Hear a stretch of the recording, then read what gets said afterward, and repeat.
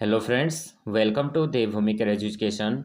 Friends, आज हम यहाँ पर अध्ययन करेंगे इतिहास से संबंधित महत्वपूर्ण प्रश्नोत्तरी का। और ये जो प्रश्नोत्तरी है फ्रेंड्स, ये है मध्यकालीन इतिहास से संबंधित महत्वपूर्ण प्रश्नोत्तरी। इससे पहले और कुछ प्रश्नोत्तरी मैं लेके आया हूँ आधुनिक भारत से। इससे पहले मैंने जो है मध्यकालीन हो गया और प्राचीन इतिहास के यहाँ पे वीडियो अपलोड कर रखे हैं। आज ये रहेगा 5वां पार्ट रहेगा। अगर आपने वीडियो को लाइक शेयर और सब्सक्राइब नहीं किया तो प्लीज़ आप वीडियो को लाइक शेयर और सब्सक्राइब कर देना। तो सबसे पहले हम यहाँ पे स्टार्ट करते हैं। मराठा साम्राज्य का संस्थापक किसे माना जाता है? तो राइट आंसर हो जाएगा ऑप्शन नंबर 1 शिवाजी को। टेस्ट के तौर पे आप देख सकते हैं, ये प्रीवियस क्वेश्चन पेपर हैं, पूछे गए हैं। तो अभी भी आगामी एग्जाम में इनकी जो है संभावना है, इसी तरह के क्वेश्चन हमें पूछे जाएंगे। शिवाजी का जन्म कब हुआ तथा कब उन्होंने छत्रपति की धारणा की?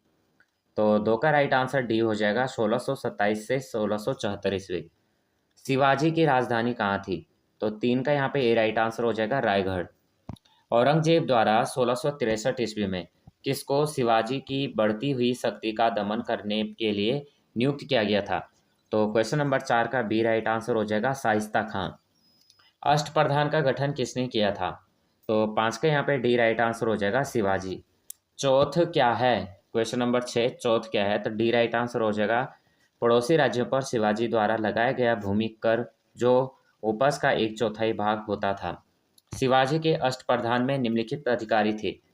तो 7 का यहाँ पे जो राइट आंसर डी बनेगा, क्या क्या हो जाएगा, मजूमदार, उसके बाद दबीर, वाकनीश और सुरनीस।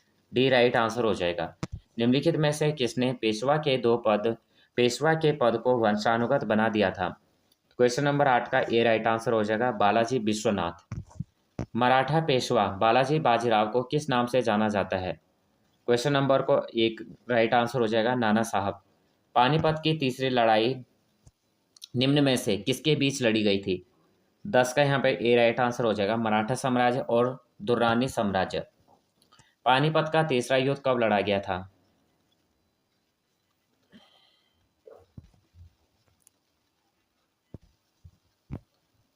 पानीपत का तीसरा युद्ध कब लड़ा गया था? ये लड़ा गया था 14 जनवरी 1761 को।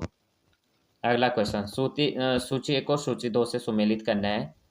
ऑप्शन कह रहा है जो है सूरत की संधि और पुरंदर की संधि 1776, बड़गांव की संधि 1779 और सालबाई की संधि 1782। तो यहाँ पे जो 12 है इसको हमें बताना है। सबसे पहले सूरत की संधि हो जाएगा 1775, पुरंदर की संधि 1776, बड़गांव की संधि 1779 और सालबाई की संधि जो है 1782। तो राइट आंसर हमारा ऑप्शन नंबर ए हो जाएगा। अवध के स्वायत्त राज्य का संस्थापक कौन था? 13 का ये राइट आंसर हो जाएगा, सआदत खां। निम्नलिखित में से किसे जाटों का अब अफलातून प्लेटो कहा जाता था? तो यहाँ पे जो 14 का बी राइट आंसर हो जाएगा, सूरजमल। टीपू सुल्तान कहाँ का शासक था? तो 13 का ये राइट आंसर हो जाएगा, 13 का ऑप्शन नंबर ए हो जाएगा, मगध। अगला क्वेश्चन, सिख धर्म का संस्थापक किसे माना जाता है? 16 का यहाँ पे ए राइट आंसर हो जाएगा, गुरु नानक। गुरु नानक का जन्म स्थान कौन सा है? गुरु नानक का जन्म स्थान कौन सा था? तो 17 का यहाँ पे डी राइट आंसर हो जाएगा, तलवंडी। किस सिख गुरु ने स्वयं को सच्चा बादशाह कहा था? 18। तो डी राइट आंसर हो जाएगा, गुरु अर्जुन देव ने। किस सिख गुरु को इस्लाम स्वीकार नहीं करने के कारण औरंगजेब ने मृत्युदंड दे दिया था? 19। ए राइट आंसर हो जाएगा, गुरु तेग बहादुर। गुरु गोविंद सिंह ने खालसा पंथ की स्थापना कब की थी? तो 20 का यहाँ पे बी राइट आंसर हो जाएगा, 1699। रणजीत सिंह किस मिसल से संबंधित थे? 21 का यहाँ पे ए राइट आंसर हो जाएगा, सुकर चकिया। रणजीत सिंह को राजा की उपाधि किसने दी थी? तो 22 का सी राइट आंसर हो जाएगा, जमान शाह। पलासी का युद्ध कब लड़ा गया था? 23 का बी राइट आंसर हो जाएगा, 1757 ईस्वी। पलासी की लड़ाई किसके बीच लड़ी गई थी? 24। सी राइट आंसर हो जाएगा, सिराजुद्दौला एवं रॉबर्ट क्लाइव के बीच। 1757 ईस्वी में पलासी के युद्ध की में सिराजुद्दौला के साथ किसने विश्वासघात किया था? तो 25 का सी राइट आंसर हो जाएगा, मीर जाफर। बक्सर के युद्ध के समय बंगाल का नवाब कौन था? 26 का बी राइट आंसर हो जाएगा, मीर जाफर। इलाहाबाद की संधि के बारे में निम्नलिखित में से कौन सा कथन सही नहीं है? तो यहाँ पे हमें बताना है कौन सा कथन सही नहीं है। तो डी राइट आंसर हो जाएगा। बनारस तथा आसपास का क्षेत्र अवध से अलग कर शाह आलम द्वितीय को सौंप दिया गया। क्या पूछा गया? सही नहीं है। ऑप्शन नंबर डी सही नहीं है, यही राइट आंसर हो जाएगा। इस पर 1765 ईस्वी में हस्ताक्षर किए गए थे। मुगल सम्राट ने एक फरमान के द्वारा ईस्ट इंडिया कंपनी को बंगाल, बिहार और उड़ीसा को दीवानी औपचारिक रूप से अनुदत की। 50 लाख के भुगतान पर अवध इसके नवाब को लौटा दिया गया। तो राइट आंसर हमारा ऑप्शन नंबर डी हो जाएगा। नेक्स्ट क्वेश्चन कर लेते हैं।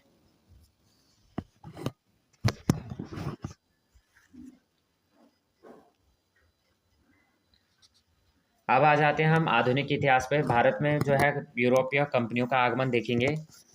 तो यहाँ पे जो सबसे पहला क्वेश्चन रहेगा, कैप ऑफ गुड होप के रास्ते भारत तक के समुद्री रास्ते की खोज किसने की थी? Vasco D gamma. Vasco D gamma Bharat प्रथम बार कब आया?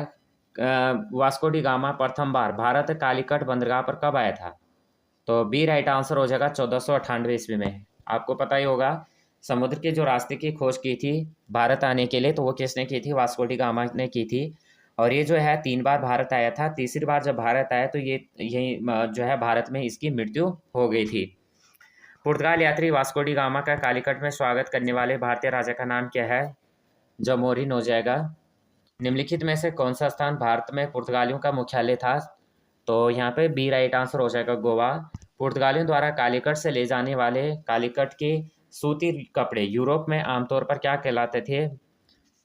कैलिको। गुजरात का शासक बहादुर शाह किसके साथ हुए संघर्ष में मारा गया था? 6 का राइट आंसर हो जाएगा सी, पुर्तगाली। भारत में पुर्तगाली शक्ति का वास्तविक संस्थापक कौन था? 7 का बी राइट आंसर हो जाएगा, अल्बुकर्क। भारत में सबसे पहले आने वाले और सबसे बाद में जाने वाले थे, तो ये थे पुर्तगाली। पुर्तगालियों ने भारत में निम्नलिखित में से किस स्थान पर प्रथम दुर्ग का निर्माण किया था? सी राइट आंसर हो जाएगा, कोचिन में। निम्नलिखित में से कौन सी एक फसल भारत में पुर्तगालियों द्वारा लाई गई थी? तो सी राइट आंसर हो जाएगा, पान। भारत में डच का सबसे प्रारंभिक उपनिवेश कहाँ था? 11 का डी राइट आंसर हो जाएगा, अहमदाबाद। बंगाल में निम्न में से कौन सा कारखाना डचों द्वारा स्थापित किया गया था? तो 12 का बी राइट आंसर हो जाएगा, चिन्नसूरा। निम्नलिखित में से किन स्थानों पर डचों ने अपने व्यापारिक अड्डे स्थापित किए थे? तो राइट आंसर ये हो जाएगा, नागपट्टनम, चिन्नसूरा और मछलीपट्टनम। ईस्ट इंडिया कंपनी किस वर्ष अपनी फैक्ट्री पटना में स्थापित की थी? 14 का बी राइट आंसर हो जाएगा, 1632 ईस्वी। लंदन में ब्रिटिश ईस्ट इंडिया कंपनी के गठन के समय भारत का बादशाह निम्नलिखित में से कौन था? तो 15 का ए राइट आंसर हो जाएगा, Akbar. British east India company ने भारत में कौन सा पहला किला बनवाया था? 16 का यहाँ पे ए राइट आंसर हो जाएगा, fort saint George. East India company की प्रथम फैक्ट्री कहाँ स्थापित की गई थी? 17, तो डी राइट आंसर हो जाएगा, सूरत में। अंग्रेजी शासनकाल में भारत का कौन सा क्षेत्र अफीम उत्पादन के लिए प्रसिद्ध था? 18, ए राइट आंसर हो जाएगा, बिहार। अंग्रेजों ने निम्नलिखित में से किन निम्नलिखित स्थानों पर जिस क्रम में अपने व्यापार केंद्र स्थापित किए उनका सही कालानुक्रम क्या होगा? 19 के यहाँ पे सी राइट आंसर बनेगा, सूरत, मद्रास, बम्बई और Calcutta. Fort William George Calcutta का संस्थापक कौन था? 20, बी राइट आंसर हो जाएगा, जॉब चार्नक। फ्रांसीसी ईस्ट इंडिया कंपनी ने भारत में अपना कारखाना सबसे पहले कहाँ स्थापित किया था? तो 21 का डी राइट आंसर हो जाएगा, मसूलीपट्टनम। निम्नलिखित में से किसने फ्रांसीसी कंपनी का संस्थापक माना जाता है? 22, तो यहाँ पे सी राइट आंसर हो जाएगा, कार्लबर्ट। फ्रांसीसी ईस्ट इंडिया कंपनी स्थापित हुई थी 23, ए राइट आंसर हो जाएगा, लुई 14वें के शासनकाल में। अगला क्वेश्चन, फ्रांसीसी ईस्ट इंडिया कंपनी ने भारत में अपना कारखाना सबसे पहले कहाँ स्थापित किया था? 24, तो यहाँ पे भी राइट आंसर बनेगा, सूरत में। कर्नाटक के किन किन के मध्य हुआ था? तो 25 का यहाँ पे राइट आंसर बनेगा, ये अंग्रेज एवं फ्रांसीसी। वांडीवास का युद्ध 1760 ईस्वी में अंग्रेजों द्वारा कौन पराजित हुआ था? 26, तो बी राइट आंसर हो जाएगा, फ्रांसीसी। फ्रांसीसी दक्कन में शक्ति आंदोलन स्थापित करने में असफल रहे क्योंकि 27 का बी राइट आंसर हो जाएगा, अंग्रेजों की फौज शक्तिशाली थी। अगला क्वेश्चन, 28 उस क्षेत्र की पहचान कीजिए जहां से यूरोप वासियों को सर्वोत्तम सोरा और अफीम प्राप्त होता था। 28 के यहाँ पे ए राइट आंसर बनेगा, बिहार। मद्रास में इंग्लिश ईस्ट इंडिया कंपनी के अधिवास के स्थान को किस नाम से जाना जाता था? बी राइट आंसर हो जाएगा, फोर्ट सेंट जॉर्ज। किन यूरोपीय शक्तियों ने भारत व्यापार में समय समय पर प्रवेश किया था? तो ये क्या था? सबसे पहले पुर्तगाली ने, फिर आए थे डच, उसके बाद आए थे अंग्रेज, फिर आए थे फ्रांसीसी। अब थोड़ा इनके आने का क्रम देख लेते हैं। तो जो सबसे पहले भारत का जो संवैधानिक इतिहास है, इसमें क्या होता है, 1773 और 1935 के बीच का इतिहास यहाँ पे होता है।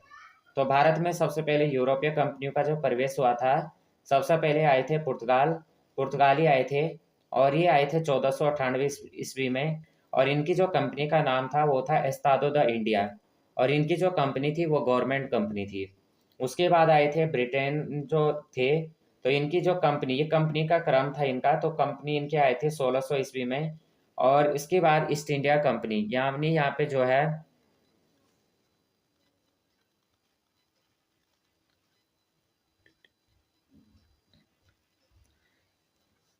तो इनकी जो कंपनी थी, इनकी जो कंपनियों का 1600 ईस्वी में इन्होंने अपनी कंपनी स्थापित की थी, ईस्ट इंडिया कंपनी। और इनकी जो कंपनी थी ये प्राइवेट कंपनी थी। उसके बाद डच थे, डच आए थे, नीदरलैंड से थे 1602 में। और इनकी जो कंपनी थी Dutch east India company, government company थी। उसके बाद आए थे डेनिस, तो 1616 ईस्वी में इन्होंने अपनी कंपनी स्थापित की थी, डेनिस ईस्ट इंडिया कंपनी। और इनकी कंपनी भी गवर्नमेंट थी। उसके बाद जो है फ्रांस से आए 1664 में, इनकी जो कंपनी स्थापित की थी उन्होंने, फ्रेंच ईस्ट इंडिया कंपनी, और गवर्नमेंट कंपनी इनकी भी थी। तो यहाँ पे अगर हम देखते हैं, पुर्तगाल, ब्रिटेन, उसके बाद डच नीदरलैंड से आए थे, और डेनिस फ्रांस हो गया, गवर्नमेंट कंपनियां थी इनकी। तो ब्रिटिश ईस्ट इंडिया कंपनी जब ईस्ट इंडिया कंपनी बनी 31 दिसंबर 1600 को, तो ब्रिटेन लंदन में जो है जॉन वॉट और जॉर्ज वाइट द्वारा स्थापित की गई थी। और एलिजाबेथ ने जो है इस बार प्रथम बार क्या किया था, 15 वर्ष का यहाँ पे चार्टर एक्ट भी लगाया था। और ब्रिटिश ईस्ट इंडिया कंपनी जब भारत आई थी, तो जो ब्रिटेन की महारानी थी वो थी एलिजाबेथ। तो बहुत ही इंपॉर्टेंट पॉइंट ये थे यहाँ पे। तो इनको हमने जो यहाँ पे, ये वीडियो अगर आपको थोड़ा भी हेल्पफुल लगती है तो प्लीज़ वीडियो को लाइक, शेयर और सब्सक्राइब करना, बेल आइकन को प्रेस करना। जय हिंद, जय भारत।